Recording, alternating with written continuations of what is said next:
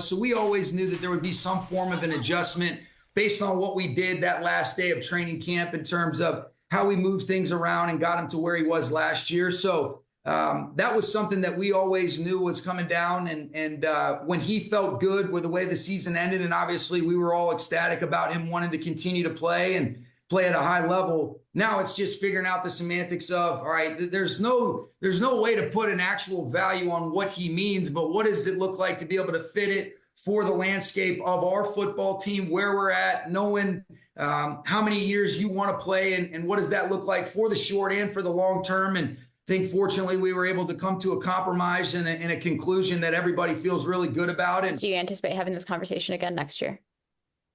Oh, yeah. But here's the positive. Last year it took about 7 months. This year, about 3 weeks. So maybe it'll be about 2-3 days next year if we have to do this. Okay, I'm never going to get sick of the cadence and energy I of Sean McVay's voice. He don't take no breath, no, the face getting redder and redder. He is. And by the way, when you meet him in person, that's what he's like in person. He's super charismatic. He's, highly engaging.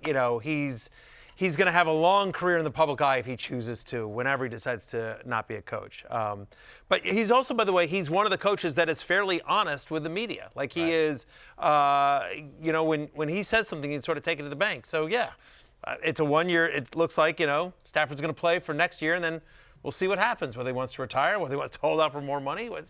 Anyway, but at least that part of the saga is done. Does not look like he'll be back, that Cooper Kupp will be back with the team.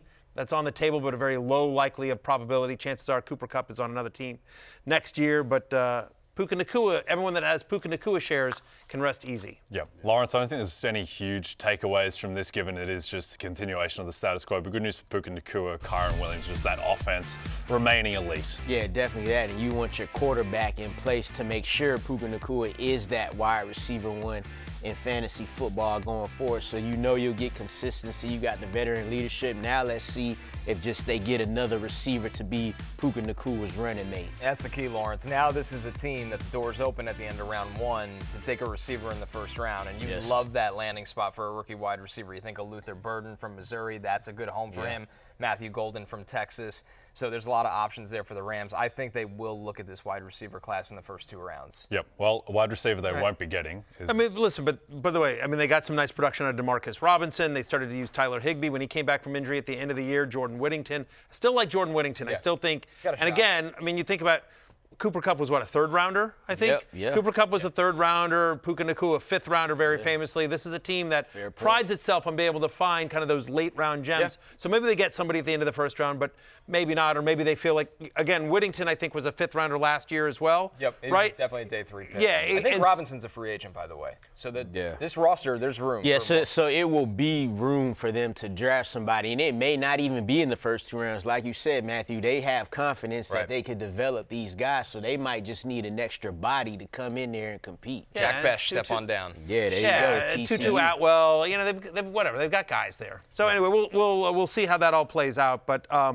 this is better news for the ancillary players than it is necessarily Matthew Stafford, who last year, QB 26 on a points per game basis, QB 19 overall. Like he doesn't run. They run when Stafford himself doesn't run. They run when they get in close. One of the reasons why Kyron is so valuable. So fantasy-wise, Stafford more of a kind of a QB2, a 2-quarterback league guy or a bye-week fill-in. But yes, it helps keep Nacua afloat. Yeah, I think the other thing too with these ancillary guys on the Rams is that Puka Nacua might play the most violent style of any receiver, in any superstar receiver in the NFL, and it's just he's been hurt both of his 2 years in the league, and so I think he's the type of player where you don't necessarily expect him to play 17 games, and that also deflated Stafford's stats last year because he didn't have Puka at the start of the season, so there will probably be weeks where Jordan Whittington potentially or whoever they take is the number 1 wide receiver.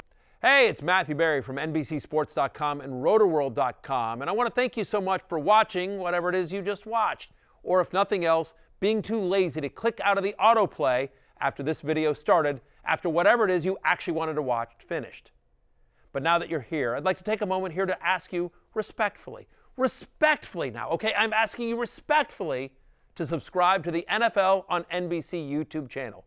You'll get the latest RotoWorld fantasy news headlines, all sorts of great shows, including my own Fantasy Football Happy Hour. So go subscribe now. Again, I'm asking respectfully.